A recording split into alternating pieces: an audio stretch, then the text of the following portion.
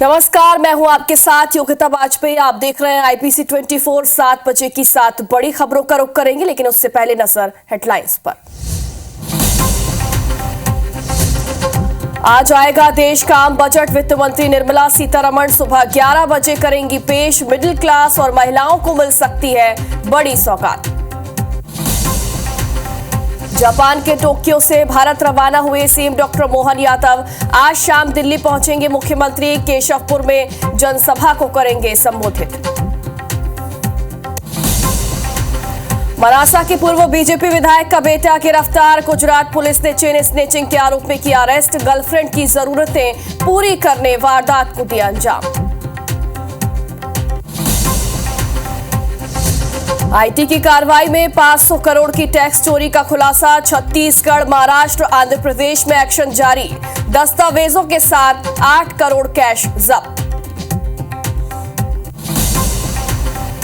ग्वालियर में बदमाशों ने पोहा कारोबारी से लूटा स्कूटर। गाड़ी में रखे थे 1,65,000 रुपए। आरोपियों की तलाश कर रही पुलिस। छत्तीसगढ़ में एचएमपी वायरस ने दी दस्तक। कोरबा में 3 साल के बच्चे की रिपोर्ट आई पॉजिटिव। 27 जनवरी से अस्पताल में है भर्ती। और छत्तीसगढ़ में धान खरीदी पूरी। 139 लाख मीट्रिक टन धान की हुई खरीदी। 25,48,000 किसानों ने की बिक्री।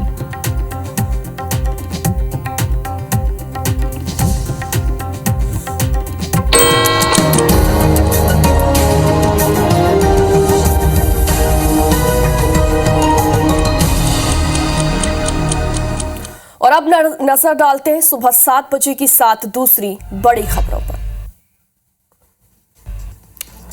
तो आज एक देश एक चुनाव पर जेपीसी की दूसरी बैठक होने वाली है। केजरीवाल के 8 विधायकों ने इस्तीफा दे दिया है और पार्टी भी छोड़ दी है।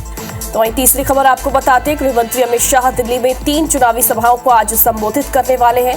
प्रयागराज में न्यायिक आयोग के सवालों के जवाब अफसर नहीं दे पाए।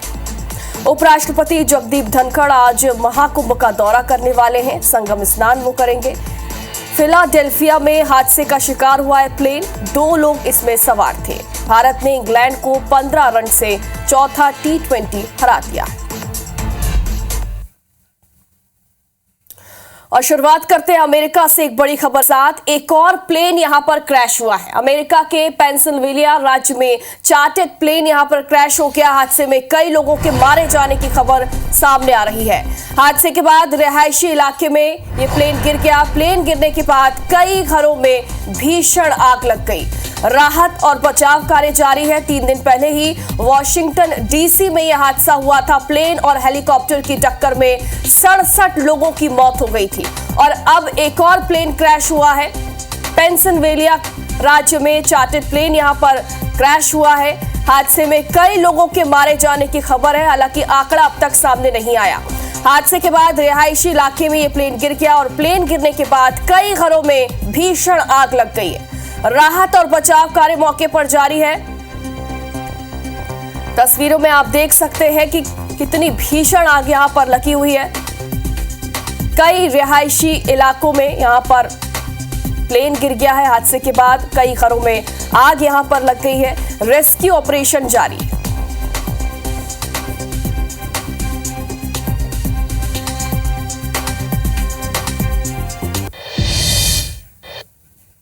और अब आपको 2 तस्वीरें दिखाते हैं। देखिए, 3 दिनों के अंदर अमेरिका में 2 प्लेन क्रैश होने की ये तस्वीरें हैं। पहली तस्वीर अमेरिका के पेंसिल्वेनिया राज्य में हुए आज की तस्वीर है। दूसरी तस्वीर 2 दिन पहले वॉशिंगटन डीसी में जो हादसा हुआ उसकी है। यहां प्लेन और हेलीकॉप्टर क्रैश हो गया था और हादसे में 67 लोगों की मौत हो गई थी। हेलीकॉप्टर और प्लेन में जितने भी लोग सवार थे सभी की मौत हो गई थी। हादसे के बाद हेलीकॉप्टर जो है वो समंदर में गिर गया था और हेलीकॉप्टर और विमान में सवार सभी लोगों की मौत हो गई थी। तो वहीं आज जो हादसा हुआ है, चार्टर्ड प्लेन क्रैश हो गया है। पेंसिल्वेनिया ये हादसा हुआ यहां पर। कई लोगों के मारे जाने की खबर भी सामने आ रही है, हालांकि आंकड़ा अब तक सामने नहीं आ पाया है।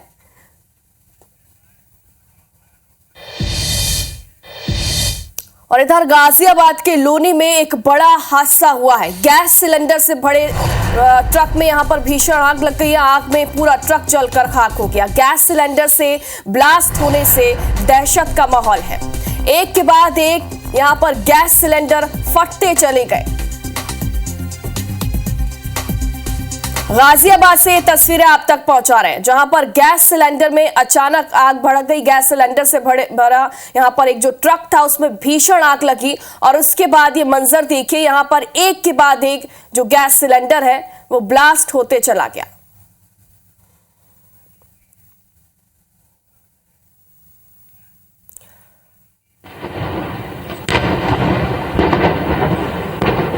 देखिए विस्फोट की आवाज आप समझ सकते हैं कि कितना भीषण यह हादसा है। गाजियाबाद के लोनी में ये हुआ है, जहां पर एक ट्रक जिसमें गैस सिलेंडर भरे हुए थे उसमें अचानक से आग लग गई और उसके बाद पूरा ट्रक जलकर खाक हो गया। जितने भी सिलेंडर इसमें भरे हुए थे एक के बाद एक इन सारे सिलेंडर्स में ब्लास्ट हुआ। आवाज से आप समझ सकते हैं, देखिए एक के बाद एक सिलेंडर यहाँ पर फटते चले गए।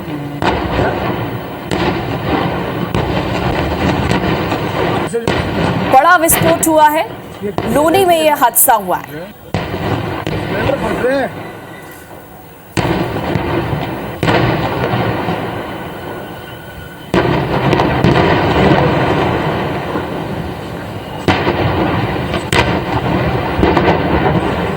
नजदीक आ रही है ना। देखिए आवाज से आप समझ सकते हैं कि कितना भीषण यह हादसा रहा होगा। एक के बाद एक सिलेंडर फटते चले गए और पूरा ट्रक जलकर खाक हो गया।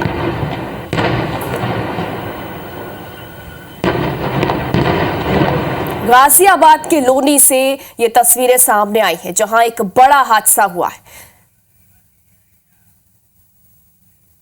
एक ट्रक जिसमें सिलेंडर भरे हुए थे और इसी दौरान अचानक उसमें आग लग गई। एक के बाद एक सिलेंडर ब्लास्ट होते चले गए। इन आवाजों से जाहिर तौर पर आसपास के जो लोग हैं उनमें दहशत का माहौल बना हुआ है।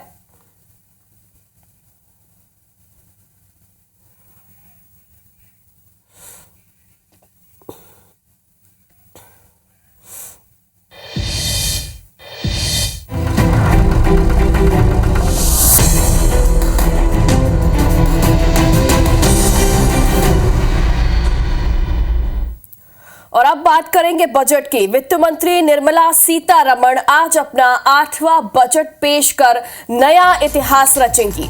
मोदी सरकार के तीसरे कार्यकाल का ये पहला पूर्णकालिक बजट होगा। बजट से आम लोगों की काफी उम्मीदें हैं और ऐसे में सरकार के सामने चुनौतियां भी कम नहीं है। मौजूदा वैश्विक चुनौतियों के बीच भारतीय अर्थव्यवस्था की विकास यात्रा को बनाए रखना मोदी सरकार के लिए सबसे बड़ी चुनौती है।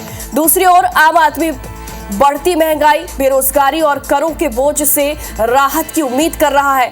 घरेलू शेयर बाजार में बीते कुछ महीनों के दौरान लगातार गिरावट दिखने को मिली है और ऐसे में वित्त मंत्री के सामने बड़ी चुनौती है कि वो इसे उबारने के लिए क्या एक्शन लेती है।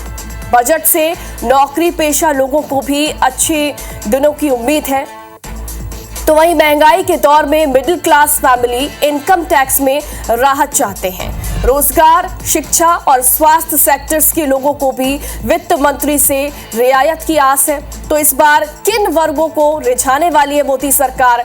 कैसा रहेगा मोदी 3.0 का पहला पूर्णकालिक बजट? इस पर सबकी नजरें टिकी हुई हैं।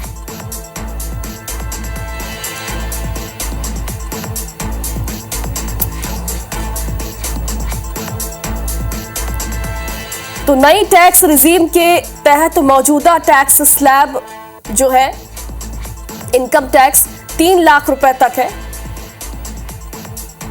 3 से 6 लाख रुपए तक, देखिए ये आपको बता रहे हैं। इनकम टैक्स आपका यहां पर आपको एक ग्राफिक्स के जरिए हम समझा रहे हैं कि मौजूदा टैक्स स्लैब जो है वो कैसा है।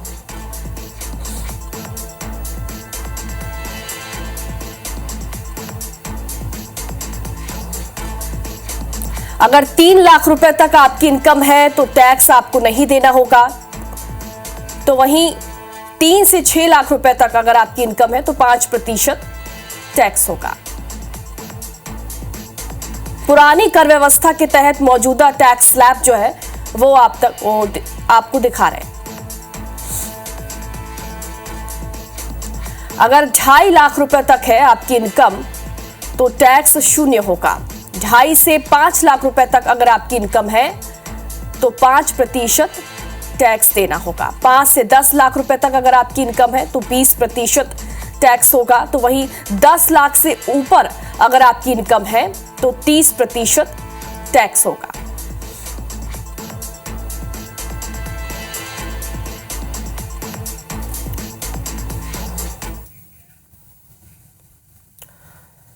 तो बजट पेश होने से पहले शुक्रवार को संसद में वित्त मंत्री निर्मला सीतारमण ने इकोनॉमिक सर्वे रिपोर्ट पेश किया।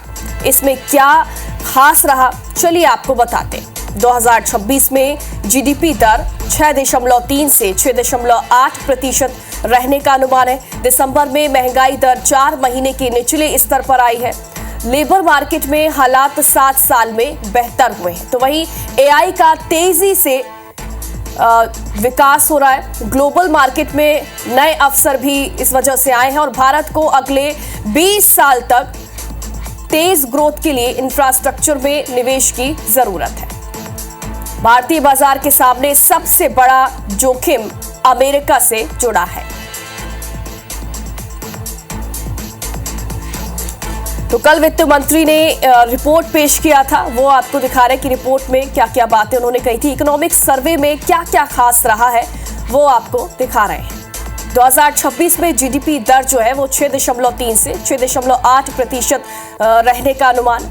और दिसंबर में महंगाई दर 4 महीने के निचले स्तर पर आई है। लेबर मार्केट में हालात 7 साल से बेहतर हुए हैं। एआई का तेजी से विकास हुआ है। ग्लोबल मार्केट में नए अवसर इस वजह से आए हैं और भारत को अगले 20 साल तक तेजी से ग्रोथ के लिए इंफ्रास्ट्रक्चर में निवेश की जरूरत भी है। भारतीय बाजार के सामने सबसे बड़ा जोखिम जो है वो अमेरिका से जुड़ा हुआ है।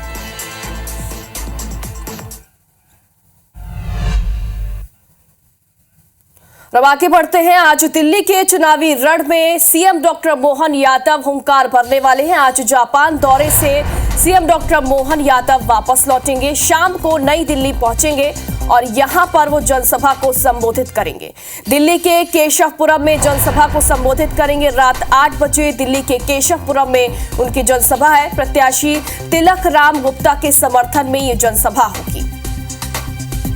तो दिल्ली के चुनावी रण में लगातार दिग्गज चुनावी सभाएं कर रहे हैं, जनसभा कर रहे हैं। और अब मध्य प्रदेश के मुख्यमंत्री सीएम डॉक्टर मोहन यादव दिल्ली पहुंचेंगे। आज जापान दौरे पर वो थे। 4 दिन की जापान यात्रा से वो आज वापस लौटेंगे और सबसे पहले दिल्ली जाएंगे। यहां पर चुनावी सभा को संबोधित करेंगे।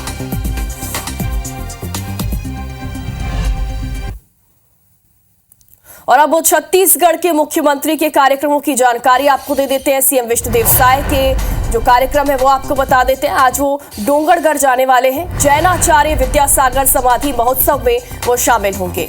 रायपुर में सीएम दीक्षांत समारोह में भी वो शामिल होने वाले हैं।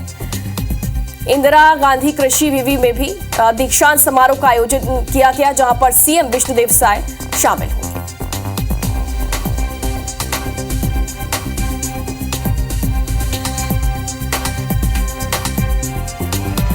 खबर नीमच से है। यहां पर मनासा विधानसभा के पूर्व विधायक विजेंद्र सिंह मालहेड़ा के बेटे प्रद्युम्न सिंह चंद्रावत को अहमदाबाद की घटलोटिया पुलिस ने चेन स्नेचिंग के आरोप में गिरफ्तार किया।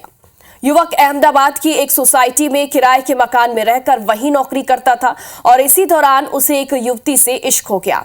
तनख्वाह कम होने की वजह से युवक प्रेमिका के महंगे शौक पूरे नहीं कर पा रहा था और इसी वजह से उनसे चेन स्नेचिंग शुरू कर दी गई।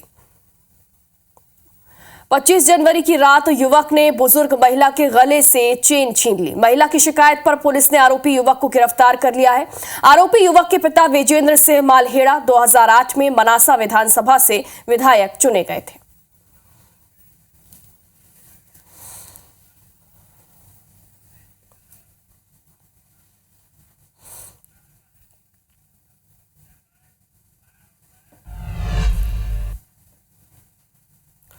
छत्तीसगढ़, महाराष्ट्र और आंध्र प्रदेश में कर चोरी के खिलाफ एक बड़ी कार्रवाई हुई। आयकर अधिकारियों ने गैर बासमती चावल के प्रमुख निर्यातक सत्यम बालाजी समूह और Sai Hanumant industries private limited से जुड़ी 500 करोड़ रुपए की बड़ी कर चोरी का पता लगाया। फर्जी कंपनियों और फर्जी लेन देन के नेटवर्क का खुलासा किया, जो मध्य भारत के इतिहास में सबसे बड़े कर चोरी के मामलों में से एक है। आयकर विभाग के सूत्रों के मुताबिक खुलासा हुआ कि 6 महीने की वास्तविक समय की निगरानी और वित्तीय जांच के बाद ये बड़े पैमाने पर कर चोरी का मामला सामने आया।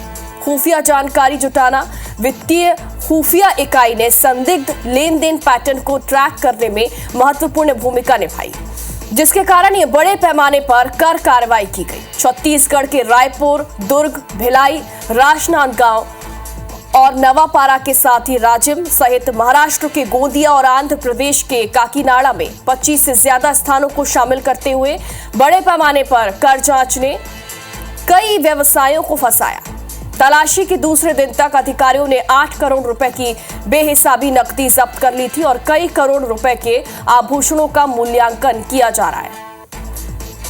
जांच में सबसे विस्फोटक खुलासे जो हुए उसमें से एक महाराष्ट्र राज्य के गोंदिया जिले का कनेक्शन इसमें सामने आया, जो सत्यम बालाजी और साई हनुमंत इंडस्ट्रीज के बीच आम कड़ी के रूप में सामने आया। महाराष्ट्र स्थित फर्म और उसकी सहयोगी पेपर कंपनियों ने गैर मौजूद व्यापारिक लेन देन को गढ़ने और नकली चालान प्रदान करने में मुख्य माध्यम के रूप में काम किया और इन फर्म ने दोनों समूहों को खर्च बढ़ाने, वास्तविक कारोबार को छिपाने और भारी कर देनदारियों से बचने में मदद की। समूह का अंतर्राष्ट्रीय व्यापार कई देशों में फैला हुआ है और अब इसके वित्तीय लेन देन भी सामने आ रहे हैं, जो कि जांच के दायरे में है। जांचकर्ताओं ने दोनों समूहों से जुड़े 15 बैंक लॉकर खोजे, जिनमें से अब तक केवल एक ही खोला गया। इसमें काफी मात्रा में नकदी जमा होने का पता चला है और शेष 14 लॉकर निषेधाज्ञा के तहत सील है और उन्हें चरणों में खोला जाएगा। कर अधिकारियों ने वित्तीय छिपाने के लिए संदिग्ध कई बैंक खातों पर भी कई प्रतिबंध लगाए। मुंबई, सूरत, भोपाल और कोलकाता से साइबर फॉरेंसिक विशेषज्ञ बुलाकर बड़ी मात्रा में डिजिटल साक्ष्यों की क्लोनिंग करने के लिए समानांतर काम कर रहे हैं और इसके अलावा 25 स्थानों से laptop, smartphone, iPhone, portable hard drive और अन्य डिजिटल स्टोरेज डिवाइस भी जब्त किए गए। अतिरिक्त निदेशक के नेतृत्व में आयकर विभाग की जांच शाखा इस बहुराज्यीय कार्रवाई का समन्वय कर रही है और ये कार्रवाई 200 सदस्यीय टीम द्वारा की जा रही है, जिसमें भोपाल, जबलपुर और इंदौर के अधिकारी शामिल हैं, जो कई स्थानों पर समन्वित कार्रवाई सुनिश्चित कर रहे हैं और जांच में तेजी आने की उम्मीद है।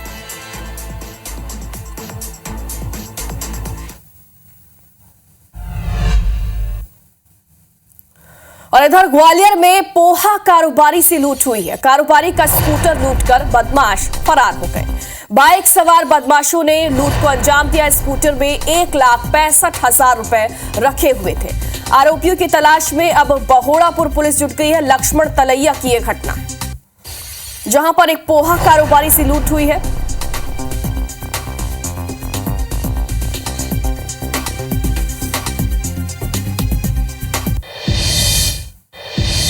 तो वहीं भिलाई उपचुनाव में एक नया मोड़ आ गया है। दोपहर को भाजपा ने निर्विरोध निर्वाचन का जश्न मनाया।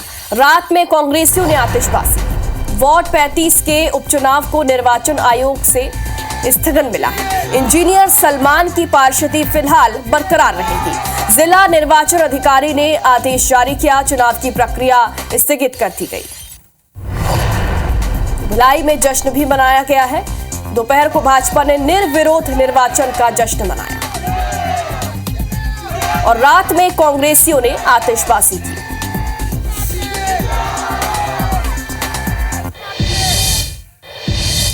छत्तीसगढ़ में रिकॉर्ड तोड़ धान खरीदी हुई है। 149 लाख मीट्रिक टन धान की खरीदी हुई और आखिरी दिन 20,500 किसानों ने धान बेचा। 25,48,000 किसानों ने धान बेचा है। 27.5 लाख किसानों ने धान बेचने के लिए पंजीयन कराया था। 14 नवंबर से धान खरीदी शुरू हुई थी, जो कि अब पूरी हो चुकी है और धान खरीदी में छत्तीसगढ़ में रिकॉर्ड बन गया है।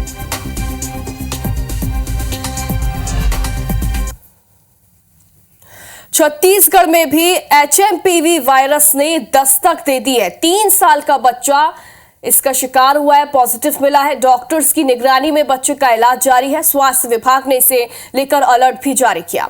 जानकारी के अनुसार कोरबा के रहने वाले 3 साल के बच्चे को सर्दी, बुखार और सांस में तकलीफ होने के बाद बीते 27 जनवरी को बिलासपुर के अपोलो अस्पताल में भर्ती किया गया था और यहां लक्षण को देखते हुए सैंपल जांच के लिए भेजे गए थे, जिसमें एचएमपीवी की पुष्टि हुई। डॉक्टर्स की निगरानी में बच्चे का उपचार जारी है। स्वास्थ्य विभाग ने लोगों से सतर्क रहने की अपील की।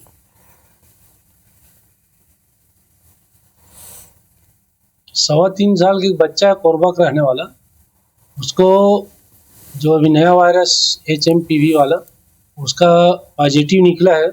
भर्ती अपोलो में वो, इसमें सर्दी, खांसी, बुखार और ज़्यादा स्थिति बिगड़ता है तो बिल्कुल जो निमोनिया टाइप सब प्रॉब्लम आता है, सांस लेने में तकलीफ और उसके बाद सुस्ती आना, बेहोशी आना, ये होता है जब गंभीर होता है। और अब खबर दंतेवाड़ा से है। यहां पर ढोलकल पहाड़ियों में नारायणपुर के छात्रों का करिश्मा देखने को मिला। छात्रों ने पहाड़ी पर चट्टानों के बीच रस्सी बांधकर मलखम का प्रदर्शन किया। छात्रों के इस करिश्मे को देखकर हर कोई हैरान है। प्रदर्शन का वीडियो भी सोशल मीडिया पर काफी ज्यादा वायरल है। बेहद ही खूबसूरत नजारा ये करतब का। ये वीडियो अब सोशल मीडिया में काफी तेजी से वायरल है। मलखम का प्रदर्शन देखिए कितने खूबसूरत तरीके से यहां पर किया गया है। चट्टानों के बीच छात्रों ने यहां पर मलखम का प्रदर्शन किया। ढोलकल पहाड़ी है जहां पर छात्र मलखम कर रहे हैं। चट्टानों के बीच रस्सी बांधकर इन छात्रों ने मलखम किया है।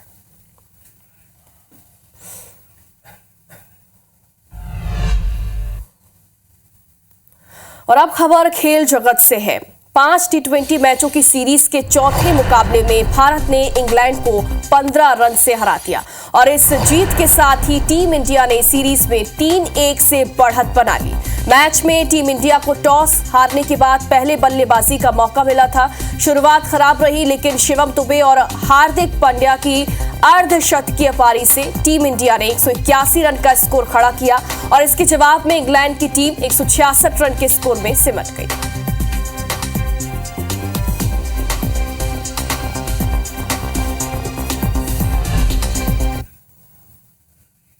साथ की बड़ी बात में फिलहाल इतना ही। आगे देखिए हमर बानी हमर गोट श्रवण तंबोली के साथ। नमस्कार। IBC 24 number 1 news channel in Madhya Pradesh, Chhattisgarh.